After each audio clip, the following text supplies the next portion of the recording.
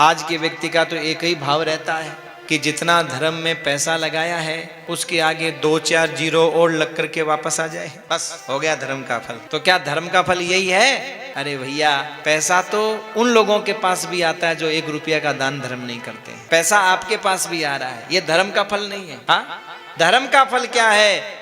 धर्म का फल है अपवर्ग की प्राप्ति। धर्म का फल क्या है? अपवर्ग की प्राप्ति। अपवर्ग माने जहां पवर्ग नहीं हो। पवर्ग माने जहां 5 चीजों का भय नहीं हो। पै फै भय भय और मैं। पै माने पतन, फै माने फलासा, भय माने बंधन, भय माने भय डर, और मैं माने मृत्यु। जहां इन 5 चीजों का भय नहीं होता उसको कहते हैं अपवर्ग, यानी मोक्ष, प्रभु की प्राप्ति, परमात्मा के चरणों की प्राप्ति। जब परमात्मा के चरणों की प्राप्ति हो जाती है तो फिर किसी प्रकार का महाराज जीवन में किसी भी प्रकार का पतन होने का कोई डर नहीं रहता महाराज। जिसको परमात्मा की प्राप्ति हो गई उसका पतन नहीं होता, किसी प्रकार की फल की इच्छा नहीं रहती, किसी प्रकार का बंधन नहीं रहता, किसी प्रकार का भय नहीं रहता, और महाराज उसकी मृत्यु नहीं होती। यह है पै फै भय भय और मैं। यह है धर्म का फल, यह है धर्म का फल। धर्म का फल धन नहीं है मेरे भाई। धन तो उन लोगों को भी प्राप्त हो जाता है जो व्यक्ति 1 रुपया का दान नहीं करता महाराज। 1 रुपया का दान नहीं करता। देखो, जो प्रभु चरणों की प्राप्ति चाहता है ना, मुमुक्षु। मुमुक्षु माने जो प्रभु चरणों की प्राप्ति करने की इच्छा रखने वाला व्यक्ति है। अब खाली माला जपने से थोड़ी प्रभु चरणों की प्राप्ति हो जाती है, केवल तीर्थ यात्रा करने से थोड़ी प्रभु के चरणों की प्राप्ति हो जाती है। जो मुमुक्षु घोर रूपा हितवा भूतपति न था। जो व्यक्ति मुमुक्षु है, जो इस संसार सागर से पार जाना चाहता है, उसके लिए सबसे पहली शर्त क्या? बोले किसी की भी निंदा मत करो, किसी की भी निंदा मत करो। हम और आप हाथ में माला, सीताराम सीताराम सीताराम सीताराम, पता है क्या? फलाने की भाग गई, सीताराम सीताराम सीताराम सीताराम। एक तो बात पता है क्या? क्या? अरे वो बहू लड़ गई। अब बताओ, पहली शर्त किसी की निंदा नहीं महाराज। अगर आप उस परम तत्व को प्राप्त करना चाहते हो, उस मोक्ष को प्राप्त करना चाहते हो, अगर भव सागर से पार होना चाहते हो, तो पहली शर्त यहाँ यही रखी गई है कि हमें किसी की निंदा नहीं करनी। दूसरी, बोले किसी में दोष नहीं देखना। किसी में दोष नहीं महाराज। हाँ, किसी में दोष नहीं देखना। और तीसरा, बोले आज नहीं है कथाओं में बताते हैं ये टोटका कर लो तो ये मिल जाएगा, ये करो तो ये मिल जाएगा, सुनते हो ना आप? ऐसे करो तो ऐसे मिलेगा, इस भूत की, इस प्रेत की, इस भैरव की, इसकी सिद्धि, उसकी सिद्धि, है ना, ये सब। बोले अगर संसार सागर से पार जाना है और महाराज परमात्मा के चरणों को प्राप्त करना है, तो चाहे सुख आए चाहे दुख आए, लेकिन कभी भी इन भूत प्रेत भैरव आदि उल्टे सीधे टोटके आदि के चक्कर में कभी नहीं पड़ना चाहिए। क्यों? बोले प्रभु तेरी मर्जी, अगर दुख में रखे तो हम खुश हैं और सुख में रखे तो हम खुश हैं। आपने कभी नहीं सुना होगा कि मीराबाई ने कोई टोटका किया था सासू के दुखों से दुखी होकर के। हाँ, सुना क्या? सास कहे कुल नासी, मीरा लगे गले में फांसी रे। पर कभी किसी बाबा जी के पास जाके नहीं बोले बाबा जी कोई टोटका बताओ कि सासू बस ऊपर चली जाए और राज मेरा हो जाए। कभी नहीं। महाराज देवर ने कितना दुख दिया, पर कभी किसी के पास नहीं गई भूत प्रेत की सिद्धि वाले के पास कि देवर का ताबीज बना दो महाराज, चिड़िया बना के उड़ा दूं। आज महाराज हम खूब भक्ति कर रहे हैं, भजन कर रहे हैं, पर पता चल जाए कोई बाबा जी टोटका बताने वाला आया है, तुरंत दौड़ दौड़ करके भाग भाग करके आए हैं। बोले भगत जी हैं ये। अब बताओ, न तो वो टोटका बताने वाला भक्त हो सकता है और ना ही महाराज वो जो टोटका सुनने वाला है वो भक्त हो सकता। जो इस परम तत्व परमात्मा की प्राप्ति करना चाहता है, भगवत प्राप्ति करना चाहता है, वो इन टोटके आदि भैरव आदि इन सिद्धियों के चक्कर में कभी पड़े ही नहीं महाराज, कभी नहीं पड़े। क्योंकि जिसके चक्कर में आप एक बार पड़ गए, ध्यान रखिएगा, हमारे जीवन में आपत्ति विपत्ति तो हमारे कर्मों के चक्कर में आ रही है, पर हम लोग मुर्दे को चद्र उठाने तक चले जाते हैं महाराज। हिंदू तो इतना महाराज वो गिरा हुआ आदमी है कि वो चद्र उठाने तक चला जाता है मुर्दे को। अरे जब जिंदा ही तुम्हारा कुछ नहीं कर पाया तो वो मुर्दा तुम्हारा क्या भला कर देगा? जब तुम्हें तुम्हारे भगवान पर ही भरोसा नहीं है तो वो कब्र तुम्हारा कुछ ज्यादा भला कर देगी क्या? विचार करना। जब तुम्हारे इष्ट पे भरोसा नहीं है, उससे होता क्या है कि महाराज देखो, अब भला तो होना कि नहीं होना, पर वहां जाने के चक्कर में एक गड्ढा और खोद लिया हमने। क्यों? मैंने आपको मानना शुरू किया और बीच में मानना बंद कर दिया, तो नहीं मान रहा था तो ठीक था, पर मानना शुरू कर दिया फिर नहीं मानू, बोलो बैर मोल ले लिया कि नहीं ले लिया? और उसी बैर के चक्कर में न तो यहाँ के रहे ना वहां के रहे, न तो अपने इष्ट के रहे और नहीं महाराज उस इष्ट के रह पाए, हम तो बीच में टांग लगा के पड़े हुए हैं। इसलिए सजनों, अपने इष्ट के प्रति दृढ़ निष्ठा रखनी चाहिए, सच्ची श्रद्धा रखनी चाहिए और कभी भी टोटके आदि के चक्कर में नहीं पड़ना चाहिए। अगर जिंदगी में दुख लिखा है तो वो आएगा ही आएगा। एक बात सोचो, अगर किसी टोटके से जीवन के दुख को दूर किया जा सकता था तो फिर न तो दशरथ जी का मरण होता, न सीता का हरण होता, न राम जी का वनगमन होता। ये कथा सुनने का मतलब क्या है? अरे कंस ने भगवान श्री कृष्ण के बड़े भाइयों को, महाराज 6 बड़े भाइयों को मार दिया। वसुदेव जी भी कोई टोटका कर ही लेते महाराज, क्या उस समय टोटके नहीं होते थे? कर लेते महाराज। माता देवकी टोटका कर देती, को यशोदा मैया टोटका कर लेती, लेकिन नहीं सजनों। जब राम वन में जाने लगे तो गुरु वशिष्ठ जैसा तो कोई महाराज गुरु हो ही नहीं सकता, त्रिकालदर्शी आजकल कोई हो ही नहीं सकता वैसा सामर्थ्यवान। विचार करिए, जब राम वन जाने लगे तो किसी ने गुरु वशिष्ठ जी से कहा, बोले गुरुदेव आप जैसे गुरु के होते हुए राम वन में जा रहे हैं, आप जैसे गुरु के होते हुए। तो गुरु वशिष्ठ जी ने एक ही बात कही, क्या? विधि ना तेरे लेख किसी के समझ न आते हैं, समझ न आते हैं। अवध छोड़ कर रामचंद्र जी, अवध छोड़ कर रामचंद्र जी वन को जाते हैं, वन को जाते हैं।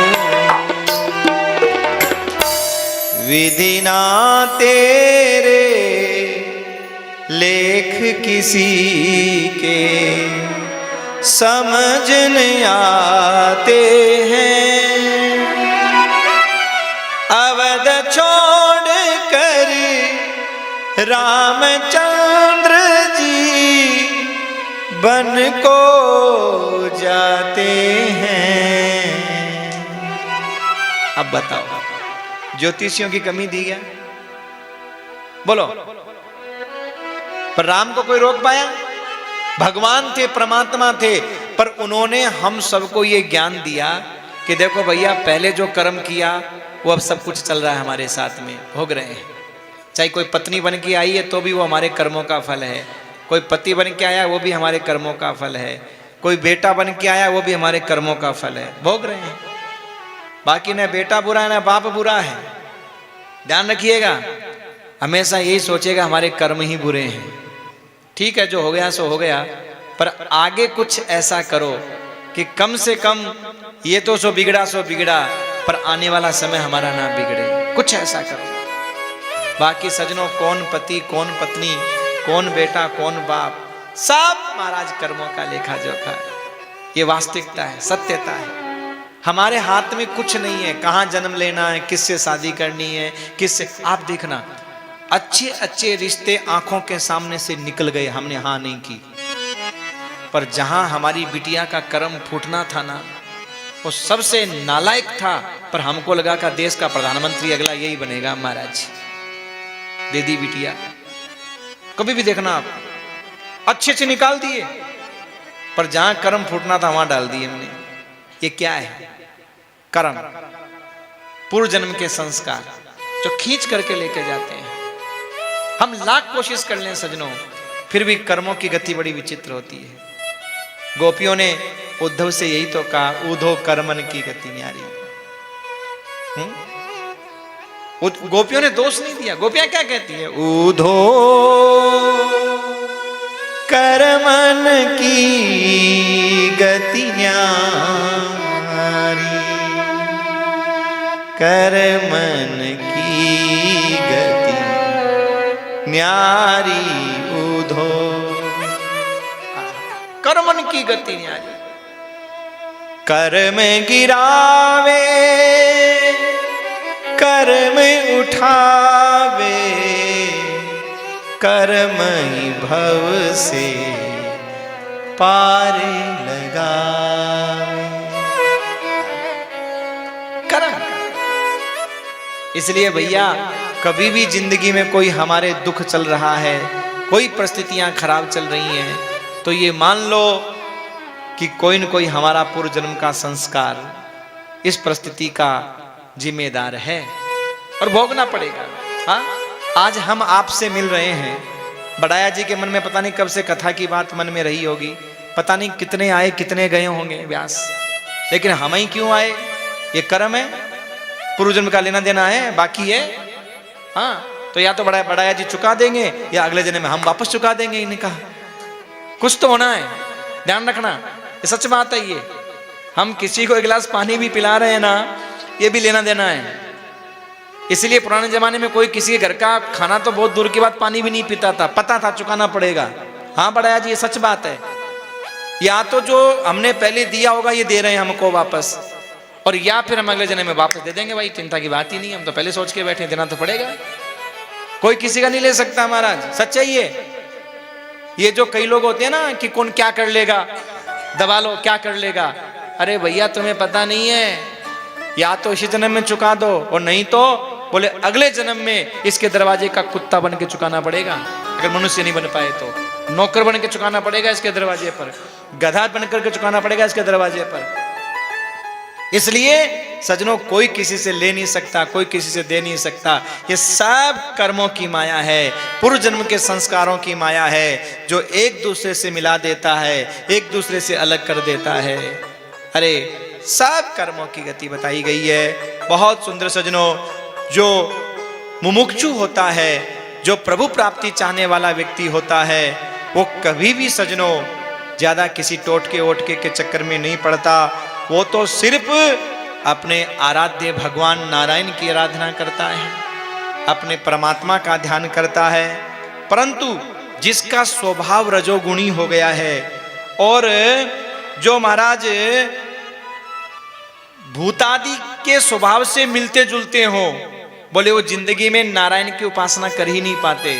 वो बस भूतादि के चक्कर में पड़े रहते हैं, सिद्धियों के चक्कर में पड़े रहते हैं। क्योंकि जैसा करे संग वैसा चढ़े रंग।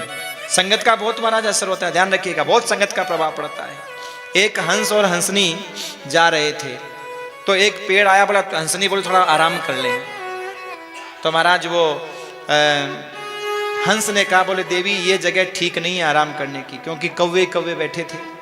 बोले देखो ये जहां हम लोग बैठ के आराम करना चाहते हैं ना, ये संग ठीक नहीं है आराम करने का, इसलिए मैं कहता हूं आगे चलो। कहा नहीं नहीं नहीं, हम तो इसी पेड़ पर इसी जगह आराम करेंगे। कहा देखो देवी ठीक तो नहीं है, पर चलो तुम कह रही हो, जिद कर रही हो तो आराम कर लेते हैं। हंस और हंसनी बैठ गए। अब हंस और हंसनी बैठ गए बेचारे ऐसे छुप करके पेड़ के ऊपर। अब सजनों कौवे को सूझा कि अरे ये यहाँ बैठे हैं, हाँ चलो कुछ उत्पात करते हैं। नीचे शिकारी सो रहा था, तो उसके मुंह के ऊपर जाकर के बींट कर दी महाराज। शिकारी सो रहा था वो, पर उसके जानबूझ करके मुंह के ऊपर उसको जगाया।